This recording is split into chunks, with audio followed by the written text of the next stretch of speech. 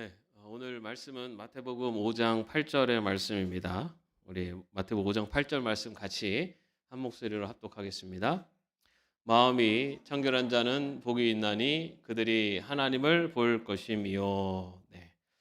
오늘 마음이 청결한 자가 받을 복에 대해서 팔복의 여섯 번째 말씀 같이 은혜 나누도록 하겠습니다.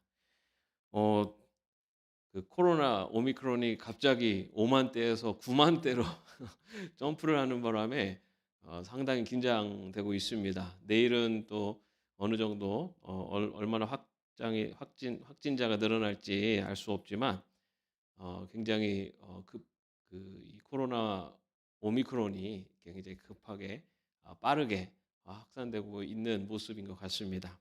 사실 좀 두려움도 있지만 또 한편의 기대는 이것이 이 코로나를 좀 종결시킬 수 있는 그런 코로나 확장이 되었으면 좋겠다라는 기대를 한번 해 봅니다. 요즘 우리가 살아가고 있는 지금 이 시대에 이 청결을 이만큼 강조했던 때가 있었나 싶을 만큼 지금 우리는 정말 청결한 시대에 살고 있습니다. 그죠? 뭐 코로나19 때문에 마스크를 다 쓰고 다닙니다. 그죠?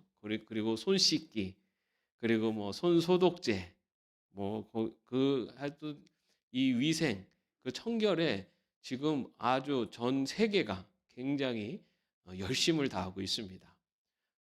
그런 시대를 살고 있는데요. 이 전 세계적으로 이런 전염병이 있을 때마다 주목받는 한 민족이 있었습니다. 그 민족이 누구냐면 유대 민족이었어요. 특히 그 유대 민족은 그 이 정결함을 굉장히 중요하게 여겼습니다. 그래서 그 14세기 흑사병이 발발했을 때 그때 그 유럽의 3분의 1 이상이 다 죽게 되는데요. 그런데 유독 유대인들은 대부분이 살았습니다.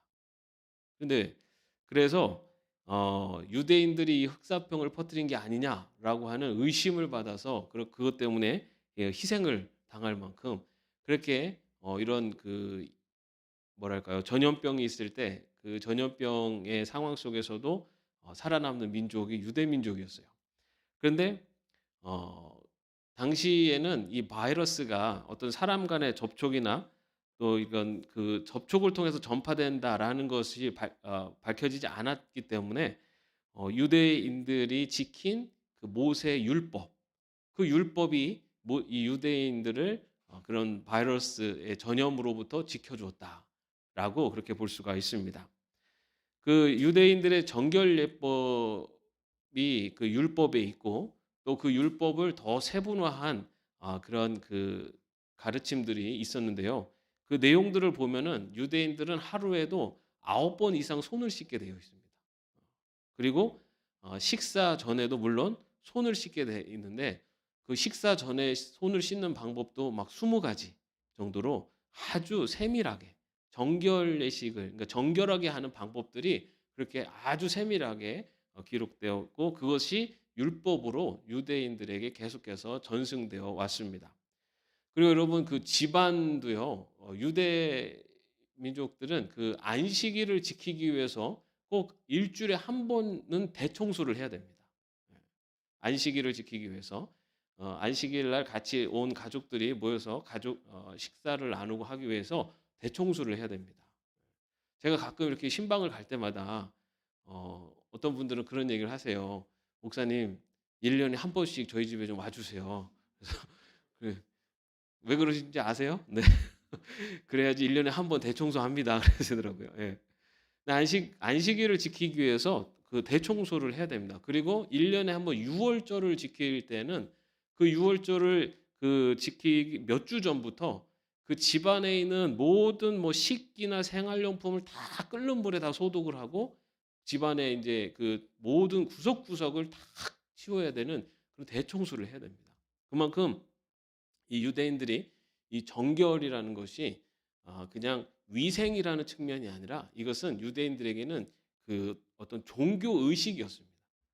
그래서 율법을 굉장히 정결 예법을 중요하게 여겼고 그런 정결 예법들을 온 것이 유대인들이 그런 세계적인 감염병에서도 그들을 살아남게 했었던 어 이유 중에 하나였다라고 그렇게 보기도 합니다.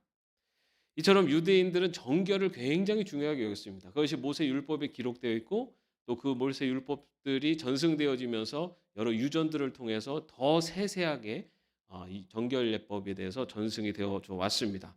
그렇게 정결에 대해서 굉장히 중요하게 여기는 유대인들을 향해서 예수님께서 오늘 이 말씀을 전하신 겁니다. 네. 청결에 대해서 말씀을 하시는 거예요. 그런데 오늘 말씀에 보면은 예수님께서는 어디에 청결이라고 얘기하십니까? 마음이 청결한 자라고 말씀하고 있어요. 마음이 청결한 자. 네. 유대인들이 사실은 중심을 뒀던 정결함은 외적인 정결함이었고 그런 그 의식적인 종교 의식적인 정결함 그리고 겉으로 드러나는 그런 도덕적인 윤리적인 정결함에 유대인들의 포커스가 맞춰져 있었다면 예수님께서는 마음이 청결한 자에 대해서 말씀하고 있습니다. 마음이라는 것은 우리가 그 당시의 마음은 어떤 지식, 알미나 아니면은 어떤 감정 그리고 어떤 판단 이런 것들이 이루어지는 곳을 마음이라고 여겼습니다. 그래서 이 마음을 지키는 것이 그 사람의 인격, 전 인격을 지키는 것이다라고 할 만큼 이 마음이 그 사람의 가장 중심적인 인격의 중심이고 삶의 중심, 지정의가 만나는 곳이 바로 마음이었습니다. 그리고 당시에는 이 마음을 통해서 하나님을 만나는 통로가 바로 이 마음이다라고 그렇게 여겼습니다. 예수님께서는 그 마음이 깨끗한 자에게 복이 있다라고 말씀하고 있습니다. 그러면 여기서 그 마음이 청결하다라고 할 때 이 청결하다라는 뜻이 뭘까요? 청결하다. 예, 말 그대로 청결하다는 것은 깨끗하다라는 뜻입니다. 깨끗하다. 여러분 우리 눈이 이렇게 그 깜빡깜빡하지 않습니까? 여기 하루에 몇 번 정도 깜빡깜빡할 거라고 생각하세요? 안 세봐서 모르시죠? 예, 하루에 한 2만 5천 번 정도 깜빡인다고 합니다. 눈이. 그게 2만 5천 번 정도 깜빡이면서 이 눈물샘에 있는 그 액으로 그 우리 눈을 계속해서 깨끗하게 이렇게 닦여 주고 있다는 겁니다. 그래서 그 깨끗한 그 눈으로 이렇게 세상을 볼 수 있도록 눈이 계속해서 작용을 하고 있고 또 건조하지 않도록 눈물로 계속해서 거기를 습하게 만들어 주고 있습니다. 그렇게 그래서 우리가 잘 볼 수 있는 겁니다. 눈을 깜빡이지 않으면은 아마 우리 눈에 먼지들이 많이 껴서 눈에 먼지가 끼면은 세상이 다 먼지 낀 것처럼 보이지 않겠습니까? 근데 이것은 다시 말해서 이게 청결하다라는 것은 더러운 것들을 씻어낸다라는 뜻을 갖고 있습니다. 그런데 마음이 청결하다라는 것은 바로 마음에 있는 더러운 것, 바로 마음에 있는 죄를 깨끗하게 씻어내다라는 뜻을 갖고 있습니다. 어 죄가 마음을 더럽게 해서 그래서 그 마음의 눈이 어두워졌기 때문에 하나님을 볼 수가 없게 되었기 때문에 예수님께서는 그 마음을 깨끗하게 한 자가 하나님을 볼 수 있다라고 그렇게 말씀하신 것입니다. 우리의 마음은요 죄로 인해서 더러워졌습니다. 그것은 우리의 그 창세기에서도 기록한 것처럼 우리 인간에게 죄가 들어오면서 우리의 그 죄가 하나님과의 관계를 끊어놓는 그러한 하나님을 온전히 볼 수 없는 바로 그러한 죄로 인해서 물든 마음을 갖게 된 것입니다. 여러분 우리가 어떤 마음을 가지고 세상을 보느냐에 따라서 사실은 좀 세상이 다르게 보입니다. 여러분 이렇게 미운 마음을 가지고 미운 사람을 이렇게 쳐다보면 그 사람이 예뻐 보입니까? 안 예뻐 보입니까? 예? 예뻐 보이나요? 예. 좀 더 구체적으로 남편이 밤 늦게 들어왔어요. 얘기도 안 하고. 그런 남편을 바라보는 그 시선이 사랑스럽게 보입니까? 조금 미워 보입니까? 노 코멘트. 예. 여기는 지금 또 남편들이 와 계셔서 예. 우리 찬양단의 남편들이 또 같이 오셔서 이렇게 말씀을 못 하시는데 네. 어 미운 눈을 가지고 미운 마음을 가지고 사람을 보면 그 사람이 하는 모든 것들이 다 사실은 좋게 안 보입니다. 그죠? 증오하는 마음으로 사람을 바라보면은 그 사람이 하는 말 하나만 들어도 그것을 좋게 들리지 않고 다 기분 나쁘게 들리고, 그래서 우리가 어떤 마음을 가지고 세상을 바라보느냐에 따라서 우리의 바라보는 뭐랄까요? 세상이 어쩌면 결정되기도 합니다. 기분 좋을 때 기분 좋은 때는 모든 것들이 다 용납이 되고 다 좋게 보이는데, 기분 상하고 마음 상했을 때 보면은 굉장히 기분 나쁘고 그것이 받아들여지지 않을 때가 있는 것처럼, 어떤 마음을 가지고 세상을 보느냐에 따라서 달리 보이는데, 우리가 하나님을 볼 수 있는 마음은 바로 그런 죄가 완전히 깨끗해진, 마음에 있는 죄가 깨끗해질 때만이 하나님을 볼 수가 있습니다. 그래서 예수님께서는 마음이 깨끗한 자, 마음의 죄가 씻겨진 자가 하나님을 볼 것이다라고 그렇게 말씀을 하고 있습니다. 여러분, 그런데 이 마음에 끼어 있는 이 죄는요, 우리의 노력으로 그 죄를 없앨 수가 없습니다.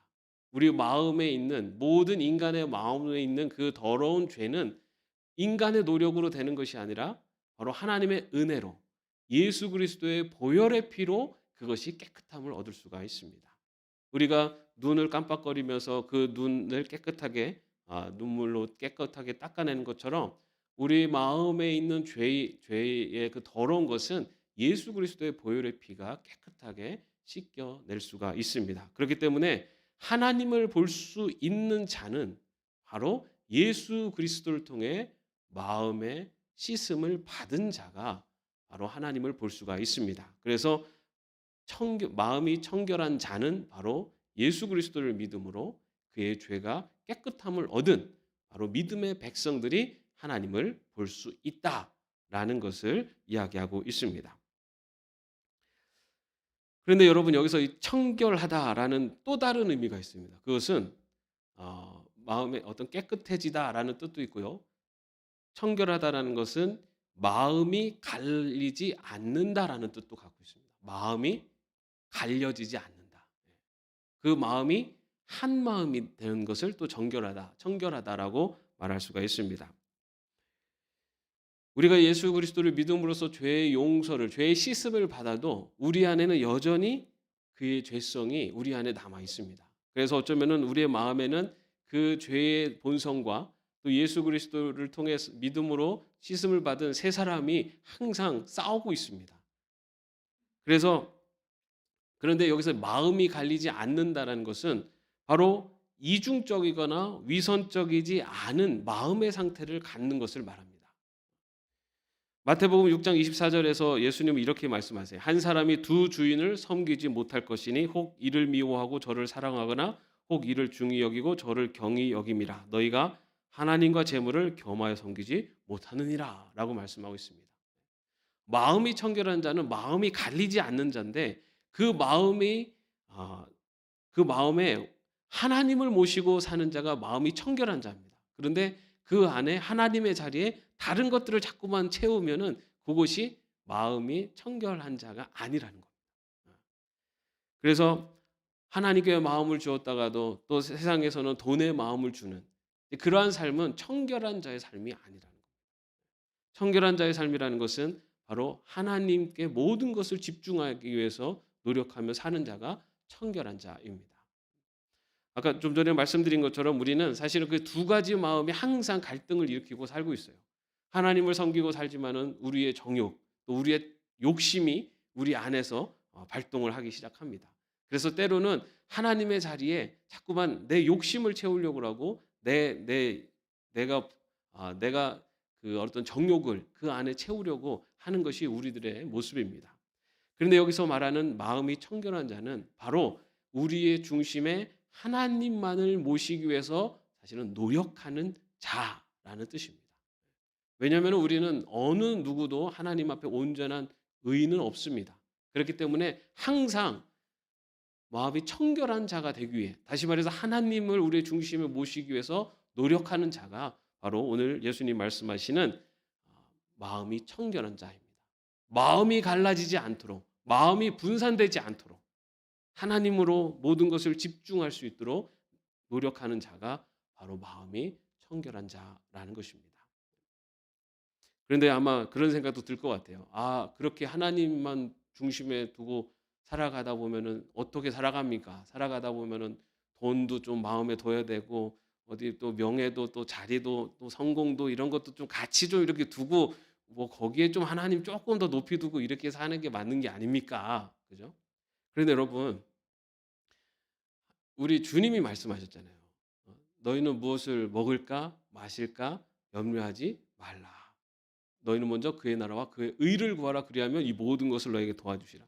여러분, 우리가 하나님의 백성으로 살아가는, 그리고 하나님의 백성으로 살아가면서 누리는 은혜라는 것은 우리의 중심에 하나님을 중심으로, 그리고 우리 중심에 우리 삶의 하나님을 중심에 모시기 위해서 살기 위해서 노력하면, 그리고 그렇게 살아가는 삶이 될 때 하나님께서 나머지 부분들에 대한 부분을 하나님께서 돌봐주신다는 거예요.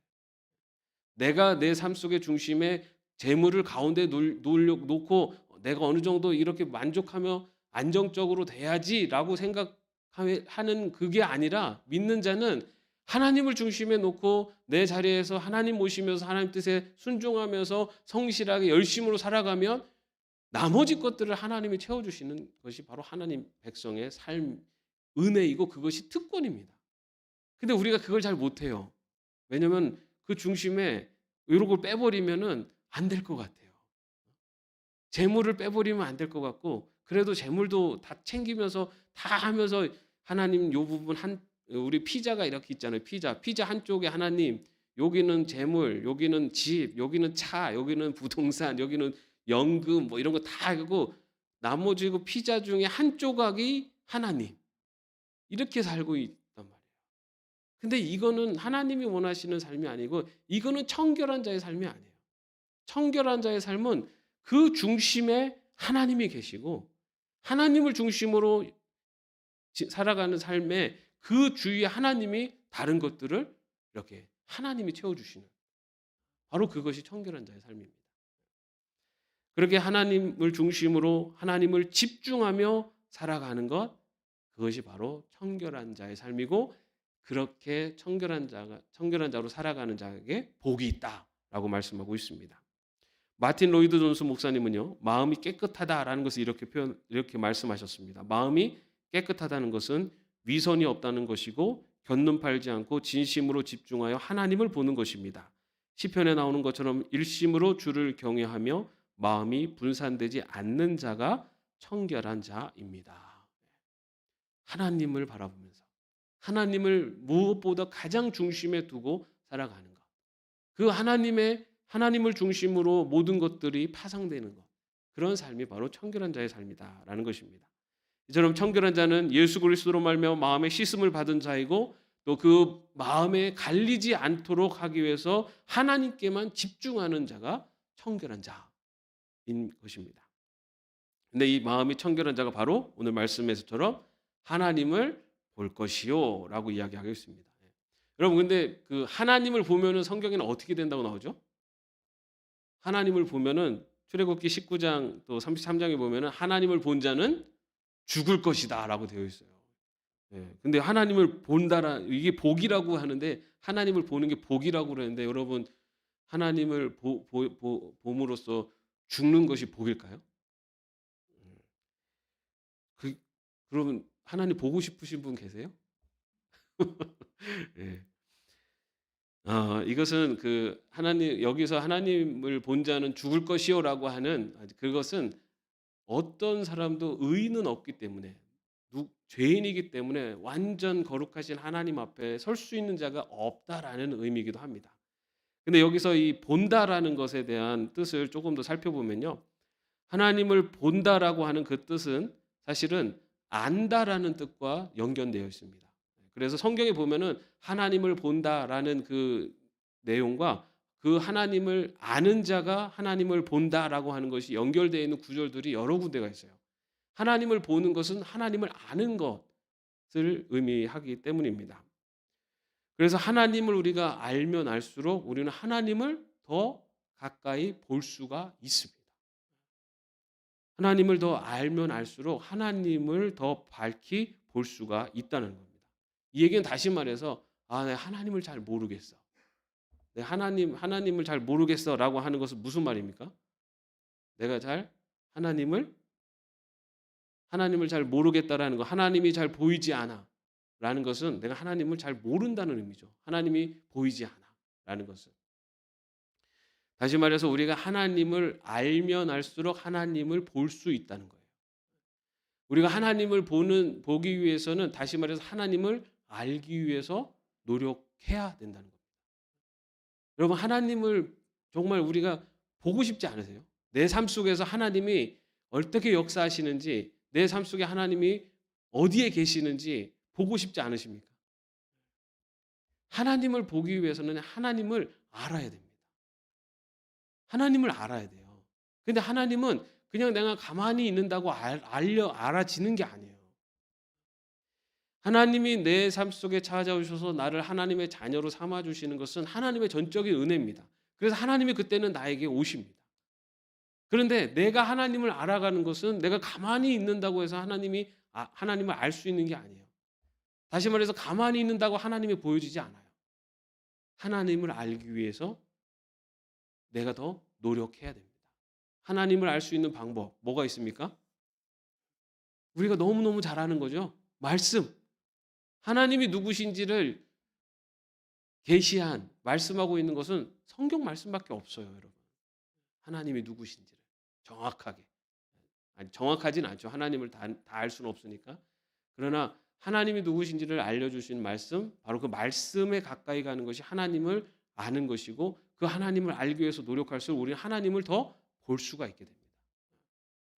다시 말해 하나님 예수 그리스도를 믿음으로 하나님의 자녀가 된 청결한 자, 그리고 이제 하나님을 중심으로 모시며 하나님을 중심으로 모시며 살아가는 청결한 자는 하나님의 말씀을 가까이 하면서 더 하나님을 알기 위해서 노력하고 수고하는 자라는 거예요. 그뿐만 아니라 또한 기도를 통해서 하나님과 항상 대화하며 하나님과 가까이 가는 삶. 바로 그런 자들이 청결한 자이며 마음이 청결한 자이고, 그렇게 하나님을 알아갈수록 우리는 하나님을 볼 수가 있게 된다는 것입니다. 그다음에 또 여기서 이 보다라고 하는 것은요, 그냥 이렇게 현상적으로 본다라는 뜻이 아니라 경험적으로 본다는 겁니다. 여기서 이 본다라는 의미는 그 경험적으로 본다라는 뜻을 갖고 있는데요. 아까 말씀드렸듯이 하나님을 본 자는 죽을 것이다라고 이 성경에 기록되어 있어요. 그죠? 그럼 하나님을 보기 위해서는 어떻게 해야 됩니까? 어? 아니, 하나님을 본 자는 죽을 것이다. 그죠? 그러면 하나님을 보기 위해서는 어떻게 해야 되죠? 죽어야죠. 예, 죽어야 돼요. 예. 그런데 여러분, 그 말이 사실은 뭐 틀릴 수도 있지만 맞습니다. 왜냐하면 하나님을 보기 위해서는 옛 자아가 죽어야 됩니다. 하나님을 보기 위해서는 내 옛 자아가 죽을수록 하나님을 볼 수가 있어요. 내 옛 자아가 죽는다는 건 뭡니까?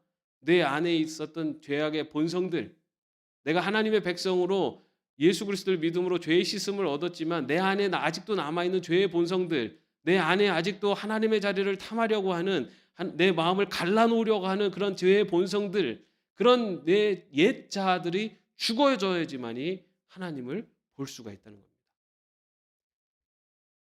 그렇게 옛 자아가 죽어갈수록 하나님이 나의 삶 속에 경험적으로 구체적으로 보여지십니다.